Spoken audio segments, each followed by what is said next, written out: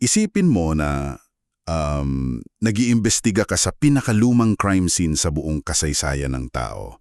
Kasi kapag may krimen, madalas naghahanap tayo ng pisikal na ebidensya, di ba?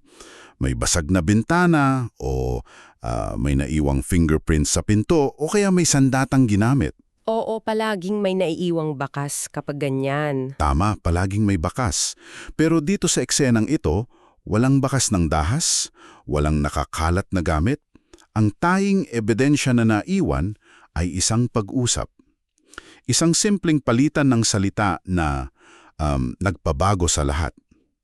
Kaya para sa masinsinang pag-aaral natin ngayon, hihimayin natin ng isang set ng mga theological na tala na nakatutok sa simula ng kasalanan ng tao. Ito yung sikat na kwento sa Garden of Eden, yung tukso at ang tinatawag na The Fall. At bilang mga mamanaliksik na sumusuri sa material na ito, titingnan natin ang teksto ng objektibo. Linawin ko lang sa iyo na nakikinig sa amin na hindi tayo kumukuha ng panig dito, hindi rin tayo nag-i-endorso ng anumang particular na reliyosong paniniwala. Ayun nga, very important na malinaw yan. Oo, kasi ang focus ng talaga natin ay pag-aralan ng mismong dokumento, yung orihinal na wikang ginamit, at syempre yung napakalalim na psikolohiya sa likod ng bawat kilos ng mga karakter doon sa source material natin. Kaya kahit kabisado mo na ang kwentong ito mula pa nung bata ka, yung ahas, yung puno, yung pinagbawal na prutas na madalas akalain ng marami na mansanas, kahit hindi naman binanggit yung prutas na yon sa teksto, ipapangako ko sa iyo na ang makikita natin ngayon ay isang masterclass sa anatomiya ng panlinlang. Isang masterclass talo na. Kasi ang tinitingnan natin dito ay hindi isang simpleng pagnanakaw ng prutas eh. Ito ay nakawan ng katotohanan. Grabe, nakawan ng katotohanan, ang ganda ng term na yan. Kasi kung hihimayin natin kung paano na i-set up ang eksena, mapapansin agad natin na inilalarawan ng ahas sa Genesis 2 at 3 na kinilala rin sa aklat ng Revelation bilang Satanas o ang Diablo. Hindi siya inilarawan bilang isang halimaw, kundi bilang isang nilalang na sadyang crafty o tuso. Tama ka dyan. At ang unang taktika niya ay hindi pananakot, di ba? Ang ginamit niya ay isang simpleng tanong na naglalaman na agad ng maling impormasyon. Ang tanong niya doon sa babae ay, totoo bang sinabi ng Diyos na bawal kayong kumain mula sa kahit anong puno sa hardin? Parang in-exaggerate niya agad, no? Sa orihinal na utos. Kasi sa Genesis 2.16, ang sinabi talaga ng Diyos noon ay, maaari kayong kumain ng malaya mula sa lahat ng puno sa hardin, maliban sa isa. Ibang-iba yung tono at mensahe, di ba? Oo nga ibang-iba. Yung orihinal na utos kasi ay nakasentro sa kalayaan, sa pagkabrukas palad, at sa saganang provisyon. Mayroon silang libo-libong opsyon na pwedeng kainin. Ngunit dahil doon sa misquote ng ahas, binago niya ang buong frame ng usapan. Ipinosisyon niya ang Diyos hindi bilang isang mapagbigay na tagapagkaloob, kundi parang isang mapagbawal na diktador. Alam mo, parang ganitong-ganito yung galawan ng mga scammer sa text o kaya sa social media ngayon. Oo, eksakto. Paano mo nasabi yan? Ibigay mo sa akin ang password mo para manakaw ko pera mo. Ang unang-unang ite-text nila sa'yo ay, may napansin kaming galaw sa kahina-hinalang galaw sa account mo, ligtas ba ang pera mo sa bangko? Para magpanik ka. Tama, nagtatanim sila ng pagdududa tungkol sa sistema ng bangko para ikaw mismo yung mag-isip na baka inilalagay ka sa alanganin ng mga taong dapat nagproprotekta sa'yo. Kaparehong-kapareho nga ito ng layunin ng scammer? Yung makuha ang tiwala mo sa pamamagitan ng paggawa ng ilusyon na sila yung nagmamalasakit sa kapakanan mo habang sinisiraan nila yung authority, mabilis yung psychological na efekto nito eh. Oo, totoo. Kasi kapag pinarambam mo sa isang tao na pinagkakaitan siya, kahit na napakarami na niyang biyaya, ang magiging focus ng isip niya yung nag-iisang bagay na ipinagbabawal sa kanya. At doon na umusad ang ahas sa ikalawang hakbang, ang tahasang pagtanggi o denial. Yung sinabi niyang hindi kayo mamamatay, di ba? Tama. Nang sumagot ang babae na mamatay sila kapag kumain sila ng prutas, diretsohang sinabi ng ahas na hindi kayo mamamatay. binasag niya ng tuluyan yung kredibilidad ng parusang itinakda ng Diyos. Tapos, para tuluyang masira ang pananaw ng babae sa lumikha, ipinasok na niya yung ikatlong hakbang, yung pagbibigay ng motibo. Sinabi ng ahas na kaya lang daw ito ipinagbabawal ng Diyos ay dahil alam niya na kapag kumain sila, mabubuksan ang mga mata nila at magiging katulad niya sila na nakakaalam ng mabuti at masama. Character assassination ito ng diretsahan kung iisipin mo. Oo nga, pinalabas niyang ang Diyos ay insecure at naiinggit, na parang sinasadyang pigilan ng pag-unlad ng tao. Kasi kapag inatake mo yung karakter ng nagbigay ng patakaran, napakadali na ring sirain ang patakaran mismo. Gusto lang ng ahas na isipin ng tao na ang otoridad sa buhay nila ay hindi tapat at may tinatagong masamang motibo. Pero teka lang, bago tayo lumayo sa eksenang ito, may isang detalyeng laging gumugulo sa isip ko Bakit nakipag-usap ang babae sa isang hayop? Yan din ang madalas itanong ng marami. Kasi isipin mo na lang, kung naglalakad ako sa labas ngayon, tapos may lumapit sa aking ahas, tumingin sa mata ko at nag-alok ng pagkain habang nagsasalita, tatakbo ako ng napakabilis palayo. Bakit casual lang siyang nakipag-debate sa isang reptilya? Hindi ba yon nakakatakot o nakakapagtaka man lang? Matagal na itong pinag-aaralan ng mga scholar natin at inilalatag ng ating source document ang ilang posibleng paliwanag diyan na nagbibigay ng konteksto sa eksena. Una, isaalang-alang natin na hindi pa matagal ang babae sa hardin. Wala pa siyang sapat na mahabang karanasan para maunawaan ng lubos ang mga limitasyon ng bawat nilang. Kaya inosente pa siya sa kung ano ang normal at hindi. Oo, maaaring hindi pa buo sa isip niya na ang mga hayop ay hindi likas na nagsasalita. Pangalawa, at ito yung mas binibigyang diin ng teksto, inilalarawan ng ahas bilang pinaka-crafty or tuso. Wala itong anyo ng isang nakakatakot na halimaw na nag-aabang sa dilim para manunggab. Ang talino nito at yung sadyang kakaibang presensya nito ay malamang na pumukaw sa malalim na kuryosidad ng babae. At yung kuryosidad na ito ang naging daan para hindi siya umiwas, kundi umapunok. Gets ko na. Kaya imbes na magpanik, naengganyo siya sa diskusyon. At dito na tayo pupunta sa naging sagot niya, na para sa akin ay isa sa pinaka-critical na bahagi ng kwento. Kasi sa unang basa, aakalain mong pinagtatanggol niya yung utos ng Diyos Sumagot siya, itinama niya yung maling tanong. Pero ayon sa mga tala natin, doon mismo sa kanyang pagdepensa, unang lumabas ang napakalaking bitak sa kanyang paniniwala. Gumawa siya ng dalawang seryosang pagkakamali. Oo, ang yung una niyang pagkakamali ay ang pagdadagdag sa batas. Ito yung tinatawag ng mga teologo na paggawa ng hedge about the law. Nang ipaliwanag niya ang utos sa ahas, idinagdag niya ang linyang ni huwag ninyong hahawakan. Kung susurihin kasi natin ng mabuti ang orihinal na utos na naitala sa Genesis 2:17, napakasimple lang nito, huwag kainin ang bunga. Walang sinabi na bawal hawakan. Wala talaga. Walang anumang binanggit ang Diyos na bawal itong hawakan. Para itong isang estriktong magulang na nag-uutos sa anak. Halimbawa, sinabi niya, huwag mong kagainin ang mga cookies sa kusina bago maghapunan. Tapos yung bata, para masigurong hindi siya matutukso o marahil dahil natatakot siyang magkamali, gagawa siya ng sarili niyang patakaran sa isip niya. Parang, bawal ko ring tingnan ng garapon ng cookies, bawal din akong tumuntong sa kusina. Ang galing ng analogy na yan. Di ba?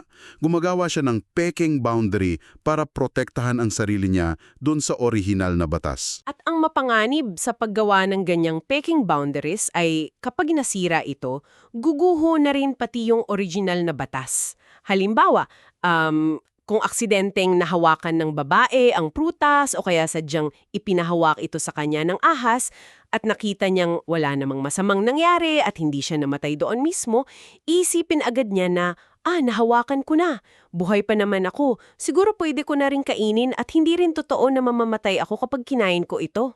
Ay oo nga no. Ang extra restriction na ito ay ginawa lang mas mabigat at mas komplikado yung batas na lalong nagpadali para ito mabasag. Nakikita ko na. Pero, Teka, sino kaya talaga ang nag-imbento ng linyang iyon na bawal hawakan? Kasi naiisip ko, si Adan ang direktang nakarinig ng utos mula sa Diyos bago pa man likhay ng babae sa kwento, di ba? Posible kaya na nung ipinapaliwanag ni Adan sa asawa niyang patakaran, siya mismong nagdagdag nito bilang sobrang pag-iingat? O baka inimbento na lang ito ng babae habang nasa kalagitnaan ng presyon ng kausap niya yung ahas? Magandang tanong yan. Pero walang tahasang kinukonfirma ang teksto kung sino sa dalawa ang nagpasimula ng karagdagang batas na iyon. Parehong bukas ang posibilidad eh. Maaring idinagdag ito ni Adan dahil sa labis na pagnanais na protektahan siya o maaaring inosenteng nasingit ito ng babae sa kanyang isip. Parang laro ng telephone, di ba? Nag-iba na yung mensahe pagdating sa dulo. Oo, parang ganun nga. Ngunit ano man ang pinagmulan, ang mahalagang epekto nito ay malinaw na bago na yung dalisay na salita ng Diyos, hindi na perpekto ang pagkaanuunawan nila sa utos na nagpapakita ng unti-unting paghina ng kanilang pagtitiwala sa kasapatan ng orihinal na salita. At kung malaking pagkakamali yung pagdagdag sa batas, mas nakakabahala yung pangalawang ginawa niya para sa akin. Ang pagpapababa sa tindi ng parusa. Kasi sa pagtatapos ng depensa niya, sinabi niya, "Huwag ninyong kakainin, baka kayo mamatay." Sa English translation ng binabasa nating dokumento, ginamit ang pariralang "lest you die." Ibang-iba iyon sa absolutong deklarasyon ng Diyos na tiyak na mamamatay kayo. May malaking agwat ang tiyak sa baka. Sa linguistics ng orihinal na wika. Sa Hebrew, ang salitang ginamit para sa lest ay pen. Ang salitang pen ay nagpapahiwatig ng posibilidad na baka mangyari ang isang bagay. Ngunit hindi ito isang sigurado o absolutong kaganapan. Binawasan na ng bigat. Tama, inililipat nito ang bigat ng buong sitwasyon mula sa isang banal na katiyakan patungo sa isang simpleng pagkakula ng panganib. Ito yung sinasabing risk assessment eh. Kung sasabihin ko sa'yo, huwag kang tatalon sa bangin na yon. Dahil siguradong mamamakay ka, tatanggapin mo yun bilang isang absolute law, di ba? Wala nang debate sa isip mo. Pero kung babaguhin ko ang salita at sasabihin, huwag kang tumalon sa bangin, baka mabali ang buto mo. Bigla itong nagbubukas ng espasyo sa imahinasyon mo. Papasok sa isip mo na, pero pwede rin hindi mabali. Paano kung mabaling akong lumanding? Baka ligtas naman kung subukan ko. Binabago kasi ng salitang baka ang buong pag-uugali natin sa mga patakaran eh. At yun mismo ang puwang na hinihintay ng ahas. Kapag ginawa mong kondisyonal ang isang absolutong batas, inaalis mo ang kapangyarihan nito. Ang pagbabawas ng babae sa bigat ng parusa ay indikasyon na sa kaibuturan ng isip niya, hindi na siya buong-buong naniniwala sa kalubhaan ng kahihinatnan ng kasalanan. Nakita ng ahas yung butas dun. Oo, nakita ng ahas ang maliit na bitak na ito sa pinto. At agad niya itong sinipa ng malakas pabukas para sabihing siguradong hindi kayo mamamatay. Dahil doon, nagbago na ng tuluyan ng pananaw ng babae. Kasi sa isip niya ay hindi na totoo ang parusa eh. At dahil kinu-question na niya ang kabutihan ng Diyos na nagbigay ng utos, iba na ang nakikita niya kapag tumitingin siya sa pinagbabawal na prutas. Nawala na yung takot, napalitan na ng personal na pagnanasa. At inilarawan sa mga tala natin ang sumunod na nangyari bilang ang tatlong mukha ng tukso na humantong sa mismong aksyon ng pagsuway. Bale ayon sa Genesis 3.6 na sinusuportahan din ng pag-aaral natin sa 1 John 2.16, inatake ng tukso ang isip at damdamin sa tatlong magkakaibang level. Una, napansin ng babae na ang bunga ay mabuting kainin. Ito yung tinutukoy bilang lust of the flesh o pagnanasa ng laman. Ito yung tumutugon sa pisikal na gana at kaginhawaan. Okay, that's one. Pangalawa, nakita niya na ito ay nakakatuwa sa paningin. Ito naman ang lust of the eyes o pagnanasa ng mga mata. Ito yung aesthetic na pangangakit at paghangad na magkaroon ng magandang bagay. At yung pangatlo? At pangatlo, inisip niya na ang prutas ay kanais-nais para maging marunong. Ang tinatawag na pride of life o pagmamataas sa buhay. Ito yung ambisyon na iangat ang sarili, maging makapangyarihan at hindi na umasa sa iba. Alam mo, nakakatuwang isipin na ang tatlong konseptong ito mula sa libu-libong taon na ang nakaraan ay eksaktong formula ng modern marketing na ginagamit sa atin hanggang ngayon. Oo nga, no? Paano naging modern marketing? Kasi ipagpalagay natin dumaan ka sa isang mall, tapos nakita mo ang pinakabagong, pinakamahal na smartphone. Bakit mo ito gustong bilhin kahit may gumagana ka pa namang cellphone, di ba? Una, napakaganda ng packaging, sleek ang design at makintab ang screen kapag tiningnan mo. Yan ang lust of the eyes, nakakatuwa sa paningin. Pangalawa, napakabilis ng processor nito. May features na magpapadali ng mga gawain mo araw-araw. Yan ang lust of the flesh, ang pagnanasa sa physical na ginhawa. At pangatlo, dahil bago ito at limitado lang ang may kakayahang bumili, kapag inilabas mo ito sa harap ng mga kaibigan mo, nagbibigay ito sa iyo ng exclusive VIP status. Nakakaangat ka sa kanila. Yan ang pride of life. Wala talagang ipinagbago ang sikolohiya ng tao Doon pa rin tayo madalas natitisod. Mekanismo ng pagnanasa ay pareho pa rin. Pinagsama ng sitwasyon sa hardin ang lahat ng matinding apela na ito sa iisang desisyon na nagtulak sa babae para tuluyan ng pumitas at kumain ng prutas. Pagkatapos nito, binigyan din niya ang kanyang asawa na kasama niya roon sa sandaling iyon at kumain din ito. Ngunit may napakahalagang distinksyon na palaging binibigyang diin sa mga theological na pag-aaral ng tekstong ito. Oo, ito yung madalas na nagiging sentro ng debate. Malinaw na sinasabi sa teksto na ang babae ay nalinlang o deceived. Pinaniwalaan siya sa isang kasinungalingan, minanipula ang emosyon niya at nalito siya sa mga impormasyon. Pero pagdating kay Adan, walang sinabi sa teksto na nalinlang siya. Nakita lang niya ang nangyari, kinuha niya ang prutas at sadyang kumain. Tama, ipinapakita ng kanyang aksyon ang isang direkta, mulat at sinadyang pagrerebelde. Hindi siya biktima ng maling impormasyon o kalituhan mula sa ahas noong mga sandaling iyon. Pinili niyang suwayin ang utos ng may buong kaalaman sa kung ano ang ginagawa niya. Pero, hindi ba medyo unfair para sa iba na tawagin itong kasalanan ni Adan sa napakaraming dokumento ng kasaysayan ng relihiyon? Lalo na't ang babae ang mas unang lumabag at siya pa ang nag-offer kay Adan ng prutas. Bakit tila kay Adan ibinabagsak ang buong bigat ng sinisisi para sa pagkawasak ng sangkatauhan? Nakikita ko kung bakit mo natanong yan. Inilalatag ng aking source material ang dalawang malalim na dahilan para dyan. Una, orihinal na utos ay ibinigay ng Diyos kay Adan ng direkta, bago pa man umiral ang babae sa kwento. Kaya bilang unang tumanggap ng patakaran, siya ang itinuturing na may pangunahing pananagutan sa pagpapanatili nito. Gets. So siya talaga yung accountable. Oo, accountable siya. Pangalawa, nakaugat ito sa konsepto ng pamumuno o stewardship. Si Adan ang itinalakang unang pinuno, ang tagapamahala ng buong kaharian na iyon. Ang kanyang sadyang pagrerebelde na walang halong panlinlang na tulad ng naranasan ng babae ay kinikilala bilang isang tuwiran at walang dahilang pagtalikod sa kanyang obligasyong bilang katiwala ng kaharian. Nakakabigla lang talaga kung paano nag-evolve ang buong pangyayari mula sa isang inosenteng tanong hanggang sa maging isang tahasang pagsuway na yumanig sa lahat.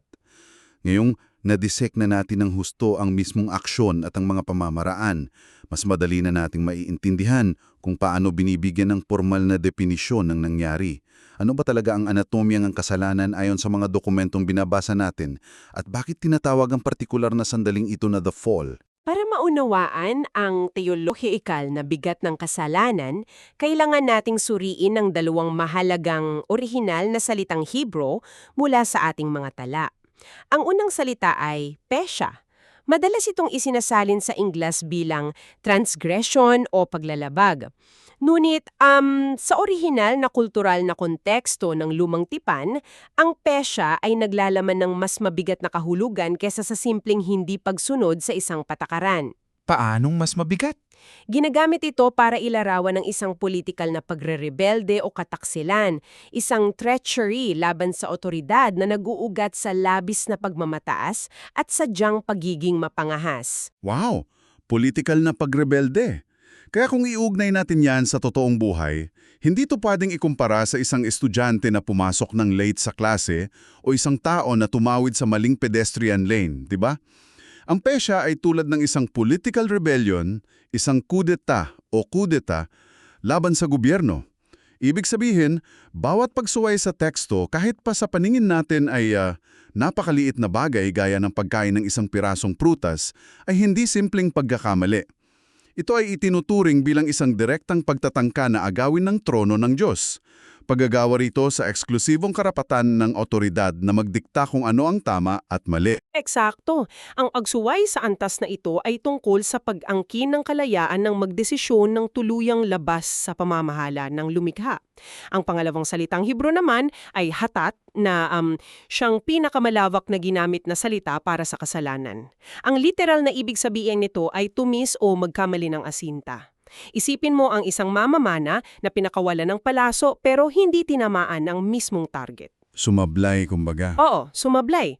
Kumakatawan ito sa anumang pagkabigo sa pag-abot sa pamantayan o hindi pagtupad sa obligasyon, maging ito man ay kasalanan laban sa Diyos o laban sa kapwa-tao. Kaya pala, kapag pinagsama mo ang dalawang malalim na konseptong ito, yung intensyonal na pag-agaw ng otoridad mula sa pesya at ang palagiang pagkabigo sa orihinal na pamantayan mula sa hatat, makikita natin ng malinaw kung bakit ito binansagan ng The Fall of Man. Tama.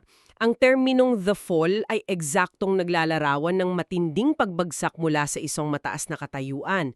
Bago kasi ang pangyayaring ito, ang tao ay nilikha bilang mga tagapamahala o stewards ng kaharian.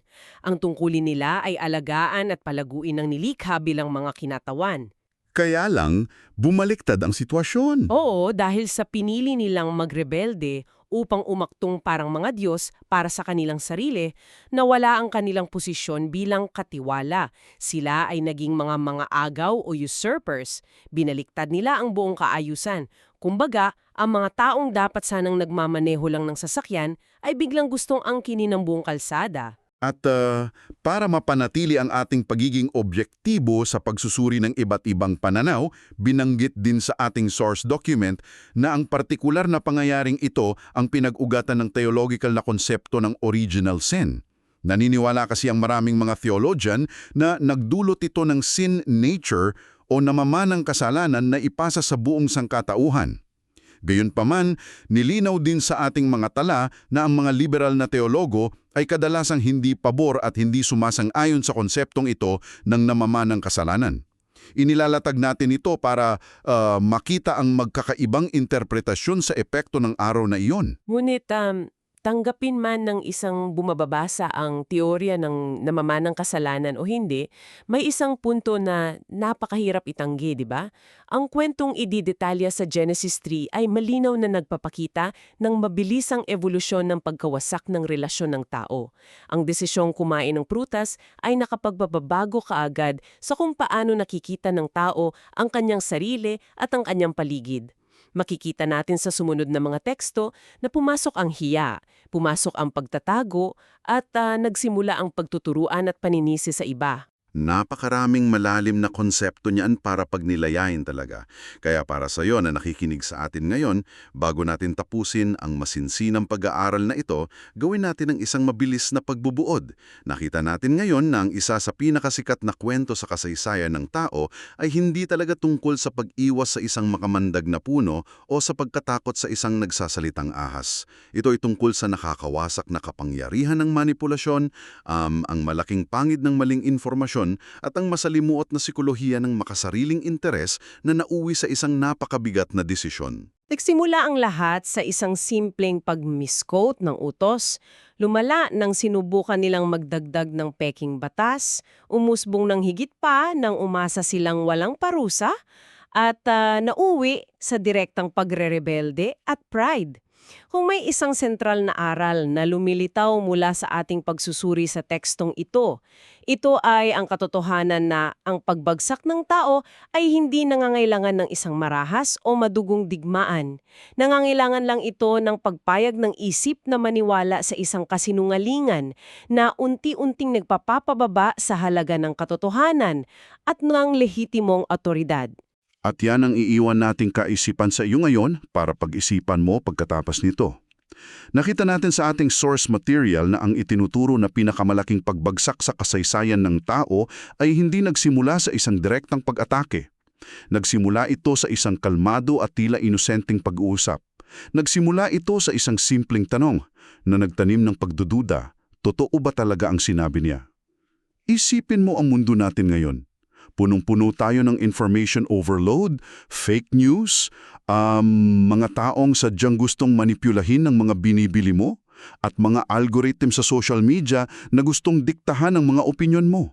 Napakadali na kasing malinlang ngayon eh. Oo, kaya gaano kaya karami sa mga personal na desisyon mo araw-araw, sa trabaho mo, sa pamilya mo, o sa mga paninindigan mo, ang hindi mo namamalayan na didiktahan na pala ng simpleng pagdududa at maling impormasyon sa halip ng mismong katotohanan.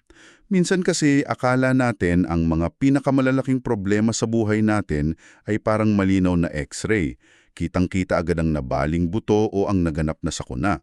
Pero marahil, tulad sa kwentong ito, hinayaan mo na nating manakaw ng tahimik ang katotohanan sa loob ng ating isipan.